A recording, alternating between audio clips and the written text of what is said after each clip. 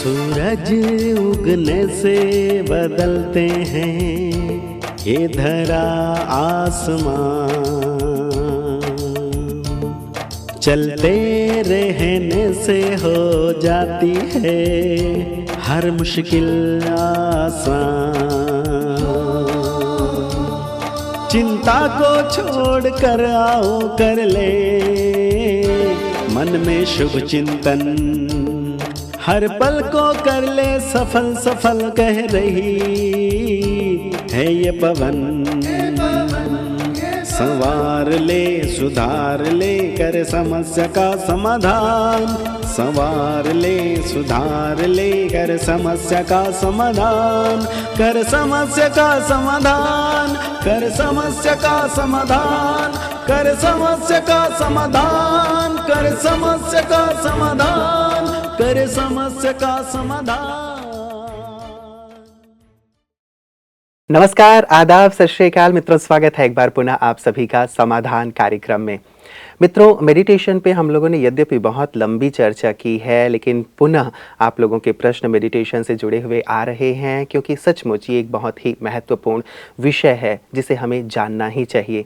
प्रारंभ में भी मैंने आप लोगों से एक बात कही थी कि मेडिटेशन जो शब्द है वो लैटिन भाषा के मेडेरी से लिया गया है और मेडिसिन भी इसी शब्द से लिया गया है। जिस प्रकार से मेडिसिन हमारे शरीर को स्वस्थ करता है, वैसे ही मेडिटेशन हमारी आत्मा को, हमारे मन को स्वस्थ करता है। मेडेरी का भाव ही है टू हील, ठीक करना। तो मेडिटेशन वास्तव में हमारी आत्मा को, हमारे मन को हील करता है, ठीक करता है, हमें नकारात्मकता से सकारात्मकता की ओर ले चलता है। तमाम तकलीफ़ों का एक ही उपाय है, रामबाण दवा आप इसे कह सकते हैं, मेडिटेशन। और भ्राता जी भी चर्चा कर रहे थे पिछली बार भी कि मेडिटेशन वास्तव में हमारी टीम को बहुत स्ट्रॉन्ग कर देता है। Team, thoughts, emotions, attitude and memory. तो इन चीज़ों को भी इतना शक्तिशाली बनाने वाली जो चीज़ है मेडिटेशन ही है। इसीलिए इसकी चर्चा को पुनः भ्राता जी के साथ, जैसे हम कल कर रहे थे, आज भी करते हैं। आइए प्रारंभ में उनका अभिनंदन करते हैं। भ्राता जी, आपका बहुत बहुत स्वागत और अभिनंदन है। शुक्रिया। कल की जहाँ बात चल रही थी भ्राता जी हम लोगों की, कई लोग मेडिटेशन करना तो चाहते हैं, बहुत अच्छा हो नहीं पा रहा है। कुछ सहज से उपाय के साथ आज की शुरुआत करते हैं।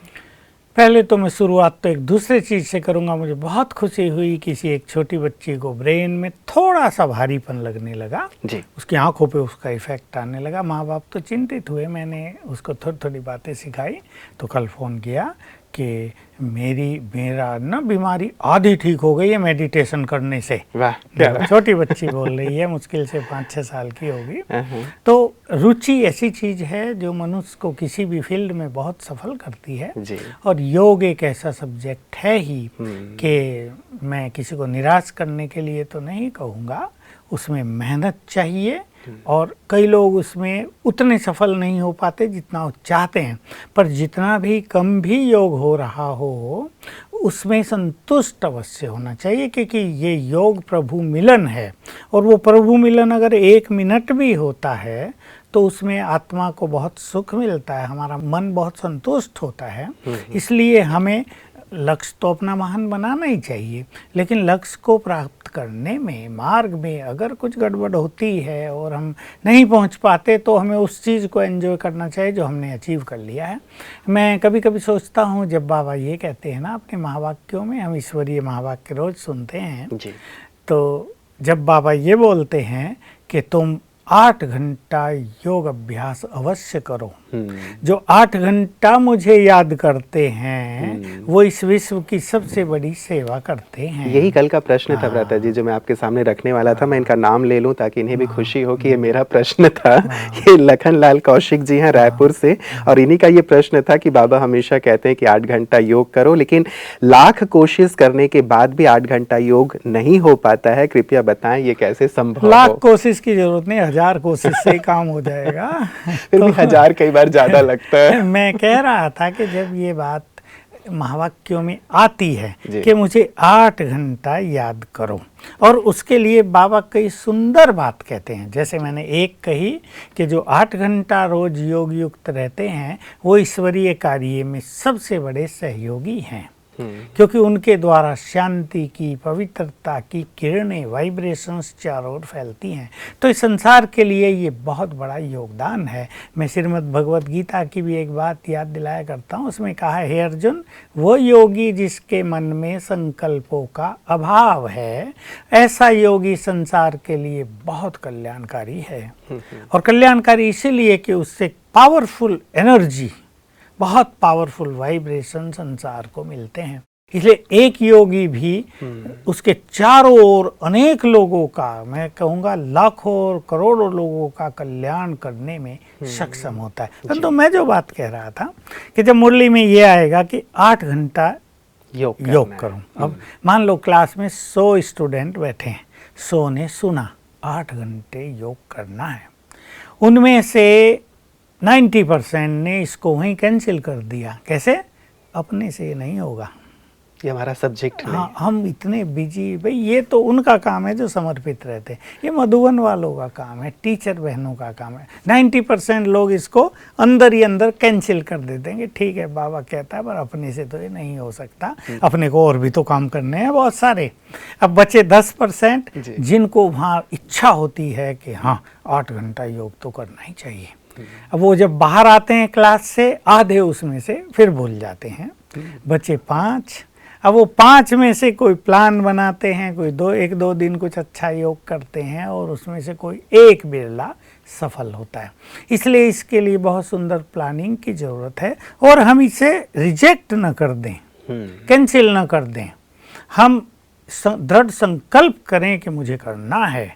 कल पहले भी मैंने ऐसा ही योग किया था और बाबा ये हमेशा कहते हैं, अगर तुम्हें विजयमाला में आना है तो 8 घंटा योग करो, या ये कहते हैं जो 8 घंटा रोज योग करेंगे वो विश्व पर राज करेंगे। तो बहुत बड़ी बड़ी चीज़ें हैं, इनको हम लालच न कह के एक बाबा का मोटिवेट करने का तरीका है।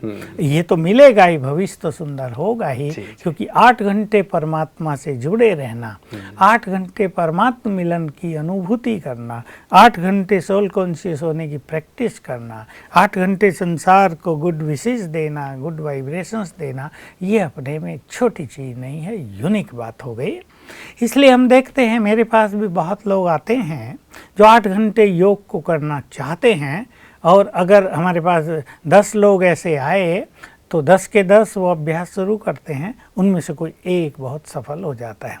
मैं ऐसा भी देखता हूं कि बहुत साधारण लोग इसमें ज़्यादा सफल होते हैं। तो पहले तो हमें ये जानना चाहिए ऐसा योग अभ्यास कौन कर सकेंगे। कई बार मनुष्य की अनेक इच्छाएं संसार में होती हैं, मुझे धन भी बहुत कमाना है, मुझे मान शान भी बहुत अर्जित करना है, मुझे ये बड़े बड़े कोर्स भी कर लेने हैं और मुझे योगी बनना है। सब चाहिए, सब चाहिए। अब दुनिया में तो पहले से भी कहावत है जी, एक साध है सब सद है, सब साध है सब जाए। कि एक को अगर तुम साध लो, अगर तुम योगी बन जाओ तो ये सब चीज़ें तुम्हारी हो जाएंगी। और मान लो योगी बनने के लिए कुछ छोड़ना भी पड़े तो मनुष्य को छोड़ने के लिए तत्पर रहना ही चाहिए, क्योंकि त्याग से तपस्या का बहुत गहरा कनेक्शन है। जहाँ त्याग है वहीं तपस्या है, और त्याग भी सूक्ष्म इच्छाओं का त्याग।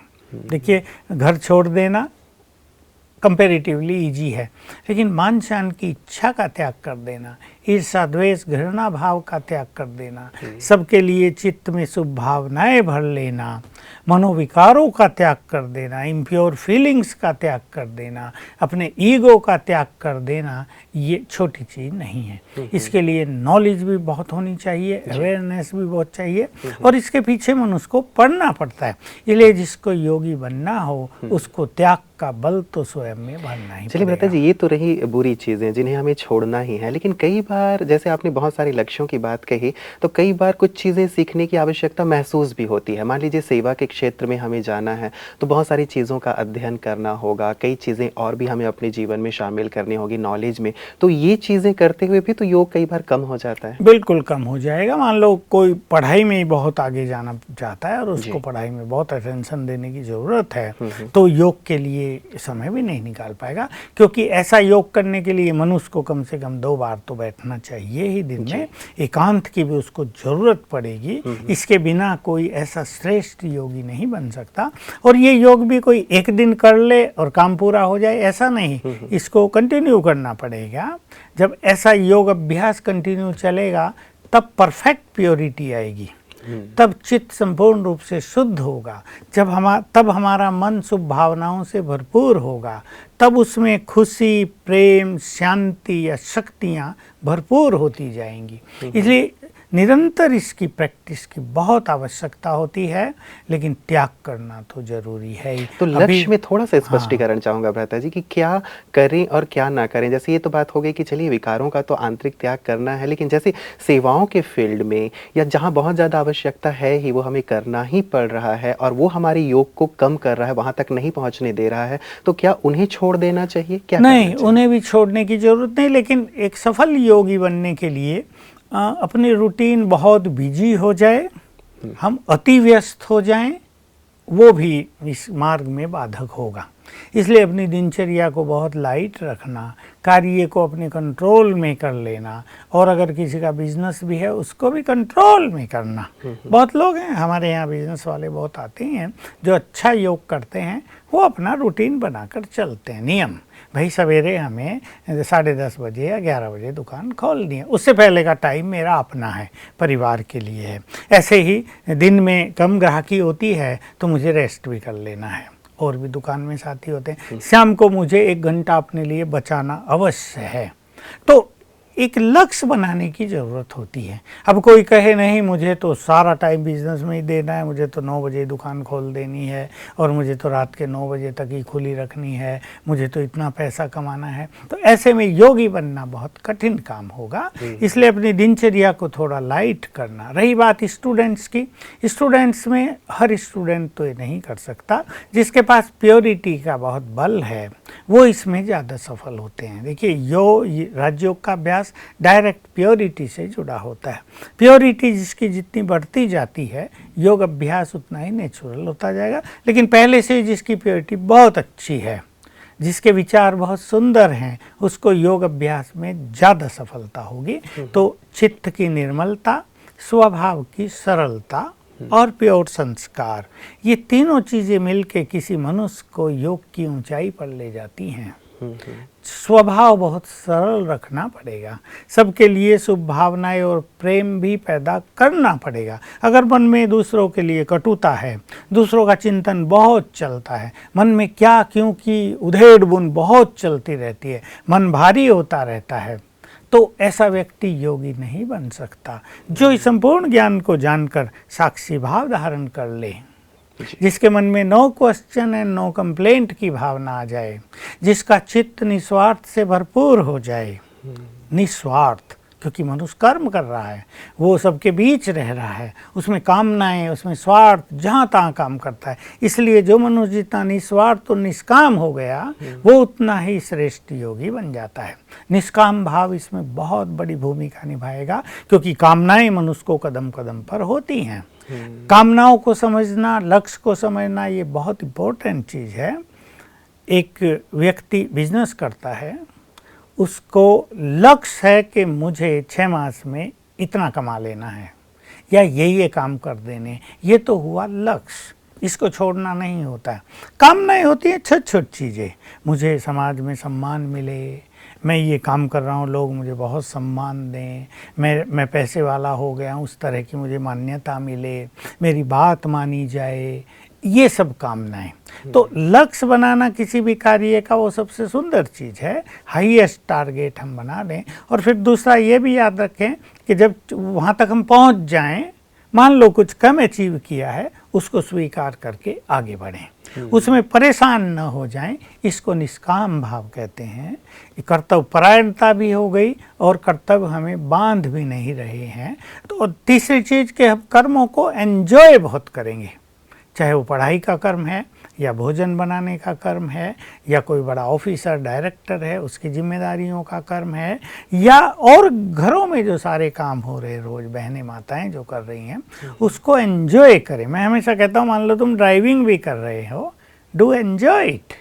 बहुत फास्ट चला रहे, एकदम टेंशन में चला रहे, उससे फ़ायदा नहीं, नुकसान होगा, मनोस्थिति बिगड़ेगी। आपको बाइक पर ही चलना है, एंजॉय करो इसको। तो एन्जॉयमेंट हर कर्म के पीछे अगर हम जोड़ दें तो हमारी मानसिक स्थिति तैयार हो जाती है एक अच्छा राजयोग करने के लिए। भ्राता जी, ये जो निष्काम भाव की बात है, साक्षी भाव की बात है, कामनाओं से मुक्त होने की बात है, सुनने में तो अच्छे लगते हैं लेकिन है बहुत बड़े बड़े। एक तो व्यक्ति का ध्यान भी नहीं रहता इन चीज़ों पे और साथ ही ऐसा करना सहज भी नहीं लगता। तो ये करेंगे तब योग होगा, ऐसा आप कह रहे हैं? क्या ऐसा नहीं है कि योग करेंगे तो ये कम होते चले जाएंगे? दोनों चीज़ें कॉम्प्लीमेंट्री हैं जी। थोड़ा इसको धारण करेंगे जीवन में तो योग अभ्यास की ओर बढ़ेंगे, और जैसे जैसे योग अभ्यास बढ़ेगा तो योग का सुख, योग का आनंद, योग की प्राप्तियां इतनी जबरदस्त है कि मनुष्य की ये छोटी छोटी कामनाएं आपकी छूट जाती हैं। भ्राता जी, कईयों का ये प्रश्न हो सकता है कि 8 घंटे के योग में क्या क्या शामिल है? बैठ के किया जाए, चलते फिरते किया जाए, और जो मुरली क्लास चलती है यहाँ पे वो भी शामिल है, और चीज़ें हम सुनते हैं वो शामिल हैं, इसे थोड़ा सा स्पष्ट करें। बहुत अच्छा ये प्रश्न है। सवेरे उठ के मनुष्य योग करता है, फिर वो ईश्वरीय महावाक्य सुनने भी जाता है। प्रारंभिक दिनों में हम कई चीज़ों को योग के अंतर्गत इंक्लूड कर सकते हैं। उसमें मुरली सुनना, क्योंकि मुरली सुनने में भी हम एक बहुत अच्छी स्थिति में रहते हैं। भगवान हमें पढ़ा रहा है, इस फीलिंग में हम रहते हैं, हम गॉडली स्टूडेंट हैं, हम आत्माएं हैं, और बहुत सुंदर सुंदर बातें हमें मिल रही हैं, तो हम एक तरह से अव्यक्त स्थिति में हैं उस टाइम। व्यक्त भाव से हम परे हैं। व्यक्त भाव से परे होना, इसको ही अव्यक्त भाव में स्थित होना कहा जाता है।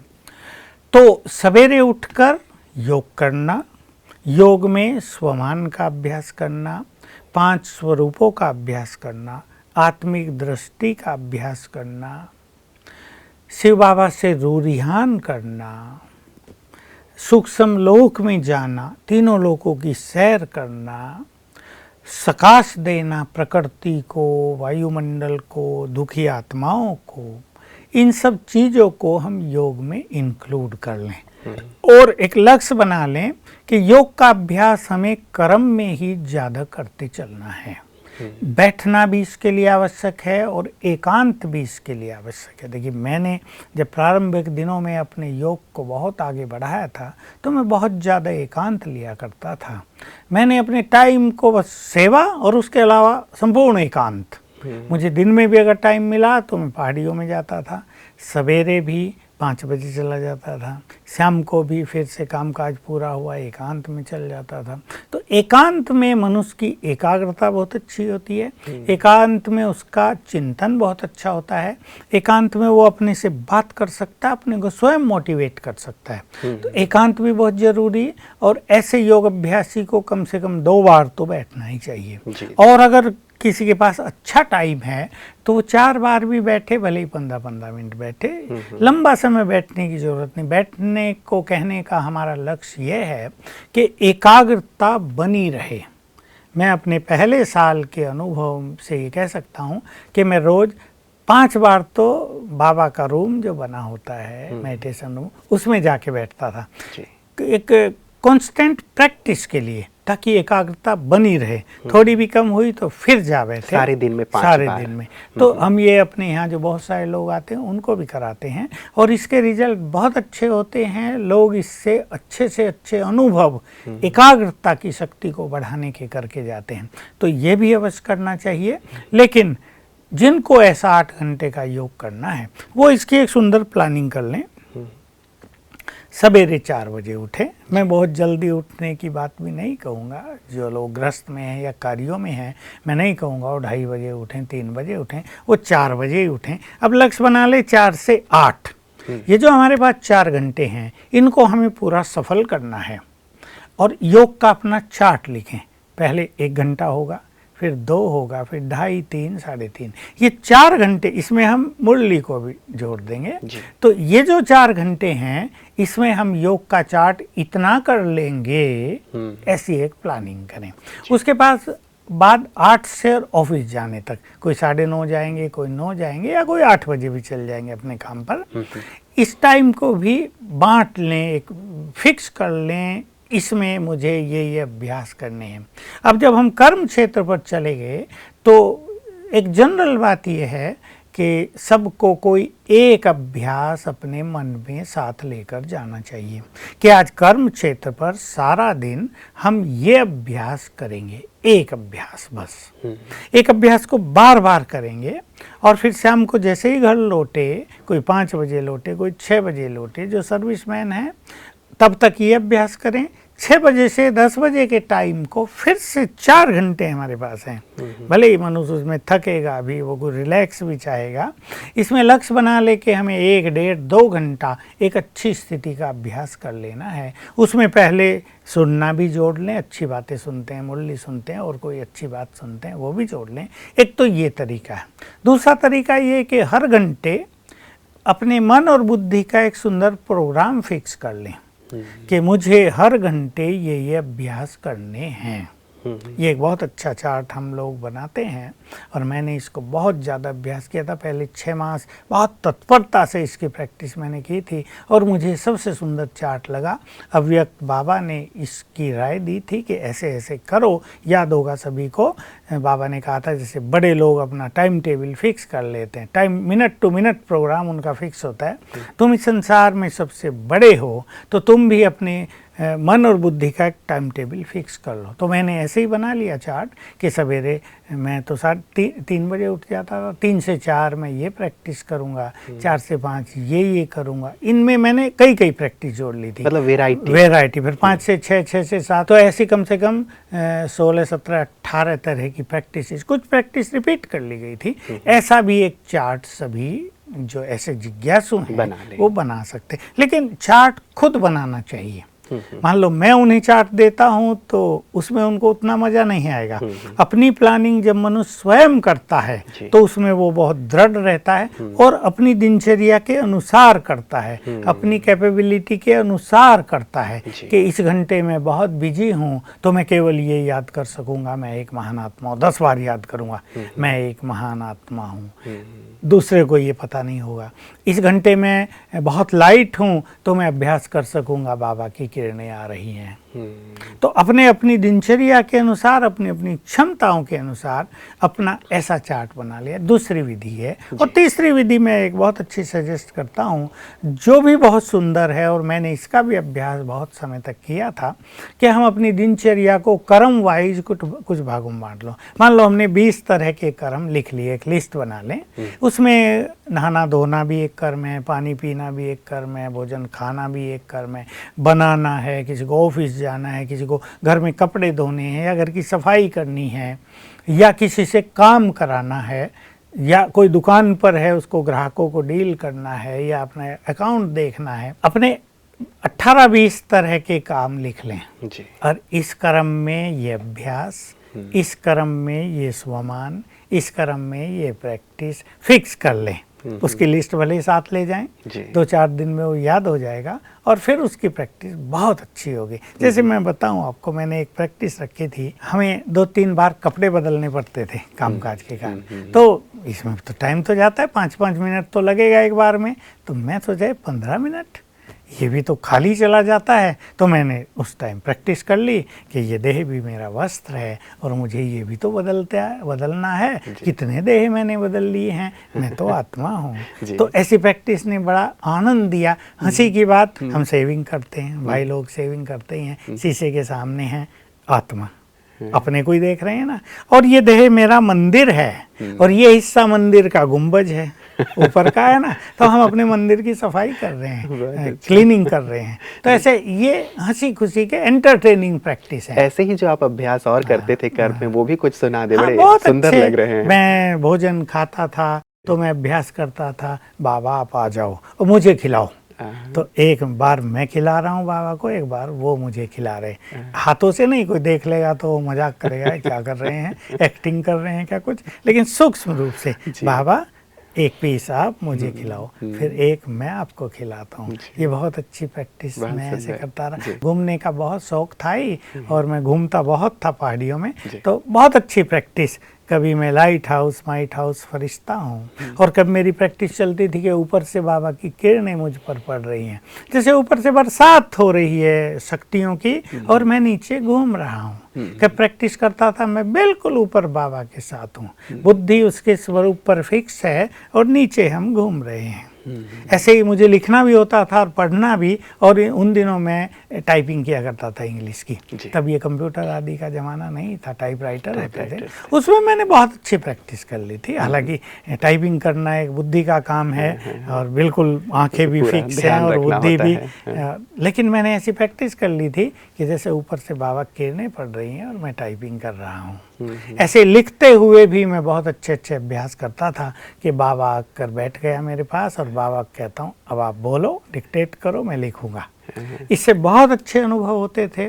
तो इस तरह इस योग को हम एक एंटरटेनमेंट बना दें, इसको भारी ना करेंगे, हमें बुद्धि को एकाग्री करना है कि बाबा को नीचे बुला लें, कभी उसको अपनी सिर पर छत्र छाया देखें, कभी शिव बाबा हमारे सामने है, इस तरह का अभ्यास करें। जैसे ब्रह्मा बाबा करते थे, स्नान कर रहे तो शिव बाबा से बात कर रहे, बाबा अब तो मेरे अंदर बैठे हो, अब मैं आप पे लोटी चढ़ा रहा हूँ जल की, नहाते हुए। तब लोटे होते थे नहाने के लिए, भगवान से बातें होती एक मनोरंजक अभ्यास। हाँ, तो कभी उनसे बातें करें, कभी उनको बुलाएं, कभी उनको थैंक्स दें, कभी अच्छे स्वमान का अभ्यास करें। इस तरह की प्रैक्टिस करते करते हमारा योग बहुत अच्छा हो जाएगा और फिर ये पावरफुल भी आप ही होता जाएगा। जी जी जी, बहुत बहुत शुक्रिया भ्राता जी। लग रहा है कि ये सारे आपके जो अनुभव आपने वर्षों से जो संजोए हुए हैं सचमुच बहुत ही आनंद प्रदान कर रहे हैं और हमारे सभी दर्शकों को भी आनंद देंगे। मुझे लगता था कि योग को लेके कई लोग केवल एक ही प्रकार से करते रहते हैं कि हमें यहाँ से परम धाम जाना है, वहाँ बाबा से कुछ लेना है, तो शायद एक प्रकार से मोनोटोनस हो जाता है। लेकिन इतनी विविधता है योग में, आज आपसे ज्ञात हुआ। आपका बहुत बहुत बहुत शुक्रिया भ्राता जी। मित्रों, योग भी वास्तव में बहुत ही एक मनोरंजक क्रिया है। हमें केवल एक ही प्रकार से नहीं, लेकिन इन सभी प्रकार से योग का सुंदर अभ्यास करना चाहिए। जैसे रोज हम भोजन में नई नई चीज़ें खाना पसंद करते हैं, वैसे ही योग में यदि अलग अलग अभ्यास किए जाएं तो सचमुच 8 घंटे योग बहुत सहज और सरल हो जाएगा। कौशिक जी का ये प्रश्न था, लेकिन मुझे लगता है कि तमाम साधक बंधु और साधिकाएँ ये चाहते होंगे कि हमारा भी योग सहज रूप से 8 घंटे हो जाए। आज की इस चर्चा से निश्चित रूप से आपको बहुत लाभ हुआ होगा। आप इसे अपने जीवन में लाइएगा और 8 घंटे योग तक पहुंचिएगा। हमारी ढेर सारी शुभकामनाएं आप सबके साथ हैं। नमस्कार।